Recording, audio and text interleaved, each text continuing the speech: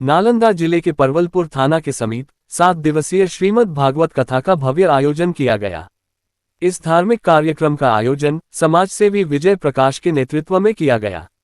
कथा के शुभारंभ से ही क्षेत्र में भक्तिमय वातावरण बना हुआ है। कथा में पूज्य गौतम जी महाराज एवं संत नागेंद्र दास सहित कई संत महात्माओं ने भाग लिया।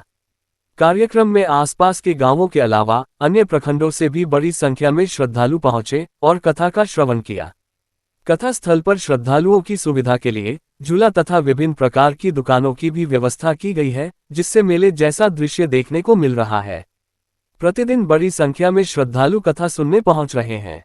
इस अवसर पर पूज्य गौतम जी महाराज ने कहा कि नालंदा ज्ञान की धरती है और इस पावन भूमि पर वे ज्ञान देने के साथ साथ ज्ञान ग्रहण करने भी आए हैं। उन्होंने कहा कि राजगीर एक ऐतिहासिक स्थल है जिसकी पहचान देश विदेश में है। वहीं संत नागेंद्र दास जी ने कहा कि वर्तमान समय में लोग प्रकृति के साथ छेड़छाड़ कर रहे हैं, जिसके कारण रोग एवं विभिन्न प्रकार की समस्याएं उत्पन्न हो रही हैं। उन्होंने लोगों से प्रकृति संरक्षण का संदेश देते हुए कहा कि यदि समय रहते सचेत नहीं हुए तो आने वाले दिनों में स्थिति और गंभीर हो सकती है। 7 दिवसीय इस श्रीमद् भागवत कथा को लेकर पूरे क्षेत्र में उत्साह का माहौल है और श्रद्धालु भक्ति भाव से कथा का आनंद ले रहे हैं। सबसे पहले तो मैं बिहार जनपद के बिहार राज्य के जितने भी श्रोता, आप तमाम मीडिया कर्मी, जो भी यहाँ उपस्थित समस्त भक्त समुदाय जो यहाँ उपस्थित हैं, सबों को मैं हार्दिक बंधन अभिनंदन स्वागत करता हूँ और साधुवाद करता हूँ। जहाँ तक बात रहेगी कि परवलपुर के धराधाम पर ये आना मेरे लिए, मैं तो समझता हूँ कि कहीं ना कहीं परमात्मा की, मेरे माधव की असीम कृपा हुई, तब आज ये जन समुदाय के साथ, भगवत रसिक श्रोताओं के साथ कुछ गाने और कुछ सुनाने का अवसर मिला है। मैं अपने आप को बहुत सौभाग्यशाली समझता हूँ। और जहाँ तक बात रही प्रवचन की, तो जो 7 दिनों का जो ये सत्र हमारे जीवन में रहा, हमारे आयोजक करता मनीष बाबू, तो बड़ा भाव रहा और इतने सुंदर भाव से यहाँ हम और आप उपस्थित हुए कि ये कहीं ना कहीं हमारे और आपके भी जीवन के लिए परम उपलब्धि मानी जाए। गौतम महाराज जी बहुत अच्छा कथा कहते हैं, तो हम लोग शुरू से लेकर लास्ट तक कथा सुनते हैं। क्या हो रहा है?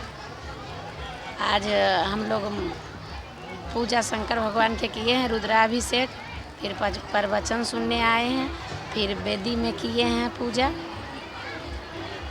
सबसे पहले तो यहाँ के निवासियों को बहुत बहुत साधुवाद, धन्यवाद, जो ऐसे भव्य आयोजन का व्यवस्था किए।